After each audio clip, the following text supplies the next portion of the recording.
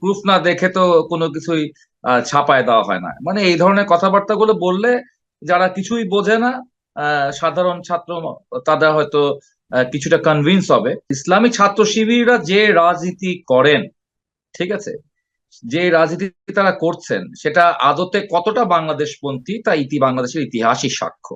জামাত কোনোদিনই they were not in favour of মানে liberated this country, that is হলো এটা বাংলাদেশ হোক। জামাত যেগুলো এখন বলছে, এখন তারা তাদের মতন করে সাজিয়ে তারা বলবেই জনগণকে স্ট্যাবলিশ করার জন্য। বিকজ এখন যারা ইয়াং জেনারেশন যারা আছে, তারা আসলে হাফ অফ দেম তারা এখনো জানেই না আসলে ইন্ডিপেন্ডেন্ট কি হয়েছিল।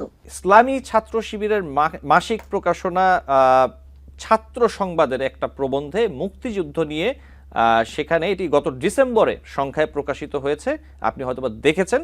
এবং ওই প্রবন্ধে লেখা আছে একটি জায়গায় যে মুসলিমরা না বুঝে মুক্তিযুদ্ধে জড়িয়েছিল, এমনটা উল্লেখ করা হয়েছে। এবং এটি নিয়ে সামাজিক মাধ্যমে আমরা ব্যাপক আলোচনা বিতর্কের ঝড় দেখেছি। ছাত্র শিবিরের পক্ষ থেকে এটাকে লেখকের দায় বলে বর্ণনা করা হয়েছে। অন্যদিকে প্রবন্ধের যে লেখক আহমেদ আফগানি, তিনি বলেছেন গবেষণার ভিত্তিতে তিনি সঠিক লিখেছেন, লেখা প্রত্যাহার নিয়ে ভাবছেন না। এবং আমি একটু মন্তব্যটা অথবা সেই কথাটা লাইনটা একটু বলি যেভাবে ছিল সেখানে। সেটা হচ্ছে যে সে সময়ে অনেক মুসলিম না বুঝে মুক্তিযুদ্ধে জড়িয়ে পড়েছিলেন, এটা তাদের ব্যর্থতা ও অদূরদর্শিতা ছিল, আল্লাহ তাদের ক্ষমা করুন। এবং বিএনপির সিনিয়র যুগ্ম মহাসচিব রুহুল কবির রিজভী বলেছেন যে ছাত্র শিবির তাদের একটি লেখার মধ্যে মুক্তিযুদ্ধ নিয়ে বিতর্কিত করেছে। এটি কেন? মুক্তিযুদ্ধকে কটাক্ষ করে রাজনীতি কখনোই সফল হবে না, আমাদের শ্রেষ্ঠ অর্জন মুক্তিযুদ্ধ। এই বিষয়টির ব্যাপারে আপনি কি বলবেন সাইদুল হক রুবেল? প্রথম কথা বলছি, যে কোনো সংগঠন তার পত্রিকায় যে লেখাগুলো ছাপে এটা একটি সংগঠনের সংকলন। এটা কোনো দৈনিক পত্রিকা না, সাপ্তাহিক পত্রিকা না, এটা সাংবাদিকতা, মুক্ত সাংবাদিকতার বিষয় না। একটি ছাত্র সংগঠন তার মুখপাত্রর মাধ্যমে সে ছাত্র সমাজের মাঝখানে বিভিন্ন রেটরিক, বিভিন্ন ন্যারেটিভ প্রচার করে, এবং এটা খুব উদ্দেশ্যমূলক ভাবেই তারা করেছে। কারণ প্রুফ তো দেখতে হয়, ঠিক আছে, প্রুফ না দেখে তো কোনো কিছুই ছাপায় দেওয়া হয় না। মানে এই ধরনের কথাবার্তাগুলো বললে যারা কিছুই বোঝে না, সাধারণ ছাত্র, তারা হয়তো কিছুটা কনভিন্স হবে। কিন্তু এখানে কোনো এটা ভুলের বিষয় না। আর ইসলামী ছাত্র শিবিররা যে রাজনীতি করেন, ঠিক আছে, যে রাজনীতি তারা করছেন সেটা আদতে কতটা বাংলাদেশপন্থী তা বাংলাদেশের ইতিহাসই সাক্ষ্য। এটা মোটেও বাংলাদেশপন্থী তারা কোনো রাজনীতি করেন না। একাত্তরে যারা বাংলাদেশের জন্মের বিরুদ্ধে আচরণ করেছিল, যারা জন্মের বিরুদ্ধাচারণ করেছে, এই যে আমাদের প্রেস সচিব বললেন যে আওয়ামী লীগ কর্মসূচি পালন করতে পারবে না ফেব্রুয়ারিতে, কারণ তারা 24-এ ভয়ঙ্কর ভূমিকা নিয়েছিলেন। সেরকম তার চেয়ে আরো বেশি, তার চেয়ে আরো হাজার গুণ ভয়ঙ্কর ভূমিকা কিন্তু পালন করেছেন। সেই পাক বাহিনীর কোলাবরেটরের ভূমিকা পালন করেছেন।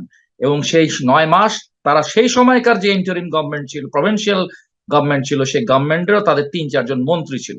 সেই রাজনৈতিক ধারার দলই ইসলামী ছাত্র শিবির। ফলে এটা কোনো লেখকের দায় নয়, এটা ইসলামী ছাত্র শিবির সংগঠনের একটি, তার আসল চেহারা, তার খোলস ছাড়া চেহারা। আমরা তো 80-এর দশকে স্কুলে পড়তে আমরা শিবিরের এরকম বইপত্র দেখা যেত, আমার পাড়ার ভাইরা আমাদের হাতে ধরায় দিত, সেখানে আমরা পড়েছি। তো আমি আল বদর বলছি, আল বদর বলছি বলে তাদের সংকলন ছিল জামাত ইসলাম। আমি আল আমি রাজাকার বলছি, এই নামেও কিন্তু তারা বই বের করেছে। এবং সেটা তারা জামাতের কর্মীদেরকে, শিবিরের কর্মীদের, সমর্থকদেরকে এবং সাধারণ মানুষদের মাঝে সেটা তারা বিতরণ করত। এবং সেটা যখন আমি সেই ছোটবেলায় পড়ে তাদের সেই আসল চরিত্র, আসল চেহারা, তখনই হলো আমাদের কাছে খুব পরিষ্কার, আমাদের প্রজন্মের কাছে এটা পরিষ্কার ছিল, আমাদের প্রজন্মের কাছে।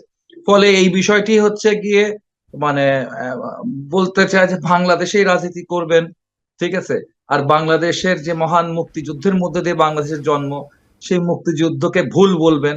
আর আপনারা যা কিছু করেছেন, জামাত ইসলাম যা করেছে সেই মুহূর্তে, তার জন্য কোনো আনুষ্ঠানিক ভাবে ক্ষমা প্রার্থনা করবেন না। নিজেদের রাজনীতি ভুল ছিল সেটা বলবেন না, তারপরেও আপনারা রাজনীতি করবেন। আপনারা হচ্ছে গিয়ে নির্বাচনে অংশগ্রহণ করবেন, আরো অনেক কিছু করবেন। তবে আমার মনে হয় না যে আজকের নতুন প্রজন্ম তারা হচ্ছে আপনাদেরকে ব্ল্যাঙ্ক চেক দিয়ে দেবে, ঠিক জি, আছে, সাইদুল ব্ল্যাঙ্ক হক চেক রুবেল, তারা দিয়ে দেবেন। জি, ধন্যবাদ। মাসুর মাওলা, এই বিষয়ে আপনি যদি কিছু বলতে চান। আরেকবার একটু বলবেন? জি, বিষয়টি হচ্ছে যে ইসলামী ছাত্র শিবিরের মাসিক প্রকাশনা ছাত্র সংবাদের একটি প্রবন্ধে মুক্তিযুদ্ধ নিয়ে সেখানে একটি বিষয় লেখা হয়েছে। আমি একটু লাইনটি বলি, আরো অনেক বিষয় আছে, আমি একটি লাইন এখান থেকে তুলে ধরছি। সে সময় অনেক মুসলিম না বুঝে মুক্তিযুদ্ধে জড়িয়ে পড়েছিল, এটা তাদের ব্যর্থতা ও অদূরদর্শিতা ছিল, আল্লাহ তাদের ক্ষমা করুক। এবং বিএনপির সিনিয়র যুগ্ম মহাসচিব রুহুল কবির রিজভী এই ব্যাপারে বলেছেন যে ছাত্র শিবির তাদের একটি লেখার মধ্যে মুক্তিযুদ্ধ নিয়ে বিতর্কিত করেছে। এটি কেন? মুক্তিযুদ্ধকে কটাক্ষ করে রাজনীতি কখনোই সফল হবে না, আমাদের শ্রেষ্ঠ অর্জন মুক্তিযুদ্ধ। এই বিষয়টিতেই কথা বলছিলেন সায়েদুল হক রুবেল। না না না, ঠিক আছে। আসলে দেখেন, ৭১-এর যুদ্ধ যেটা, এইখানে আসলে কোনো বিতর্ক হওয়ার কথা না। এখন দেশকে আমরা আমাদের দেশকে স্বাধীন করার জন্য যারা মুক্তিযুদ্ধ করেছেন, দেশকে স্বাধীন করে নিয়ে এসছেন, তখন জামাত কোথায় ছিল? তখন জামাত কোনোদিনই they were not in favour of মানে liberated this country, that is হলো এটা বাংলাদেশ হোক। সো তারা এখন আবার তারা নিজেদের স্বাধীনতা নিয়ে কথা বলে, এখন নতুন স্বাধীনতা ৭১-কে তারা অস্বীকার করতে চায়।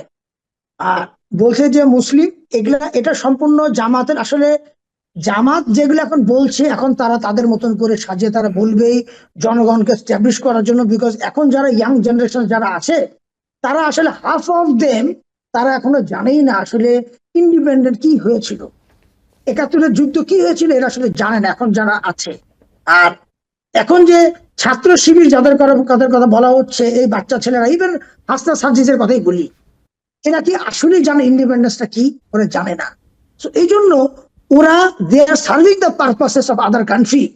সেটা এই জন্য, যেহেতু যেহেতু আমাদের প্রতিবেশী দেশ ইন্ডিয়ার উপরে একটা হেট্রেড চলে আসছে and serving the purpose of other country, এই জন্য তাদের মুখে এই ধরনের কথা আছে। এটা আসলে খুব লজ্জা আমাদের জন্য। এটা আর কি বলবো, আমাদের একটা সমস্যা হচ্ছে কি, দেখেন, দেশ স্বাধীন হলো আজকে 50 বছরের উপরে, নিয়ার আবার 54 ইয়ার্স। 54 ইয়ার্সে আমরা আসলে কি গেইন করেছি বলেন তো? আমরা আসলে, আমি বলবো, আমরা কিছুই গেইন করিনি। কেন জানেন? 54 ইয়ার্স ধরে পার্লামেন্ট যতদিন বসেছে, প্রতিদিন পার্লামেন্টে একটাই গল্প, ৭১-এর যুদ্ধে, মুক্তিযুদ্ধ। আমরা এই এক দল বলে আমরা মুক্তিযুদ্ধ করেছি, এক দল বলে আমরা আমরা ওই সাজানো মুক্তিযোদ্ধা, আরেক দল বলে আমরা মানি না। তার মানে কি, আমরা আসলে পার্লামেন্টে বসি এগুলা গল্প নিয়ে, এই যে টক শোতে বসছি এগুলা গল্প নিয়ে। কেন? আমাদের আর কোনো সাবজেক্ট নাই। বিকজ আমরা খুব মানে মানে বলবো যে আমরা আসলে খুব হতভাগা যে এমন এক দেশে আমরা জন্মিয়েছি। আমরা অকৃতজ্ঞ জাতি যে আমরা আমাদের দেশটাকে আমরা আসলে একটা সভারেন কান্ট্রি, একটা ইন্ডিপেন্ডেন্ট কান্ট্রি, এটা আমরা আসলে মেনে নিতে পারছি না। কেন মেনে নিতে পারছি না? আমরা একটা অসভ্য জাতি। আমরা একটা 71 নিয়ে এটা, এর কোনো বিতর্ক থাকার কথা না। নিউ ইয়র্ক থেকে সম্প্রচারিত TVN 24 টেলিভিশন, বিশ্বজুড়ে বাঙালির কণ্ঠস্বর।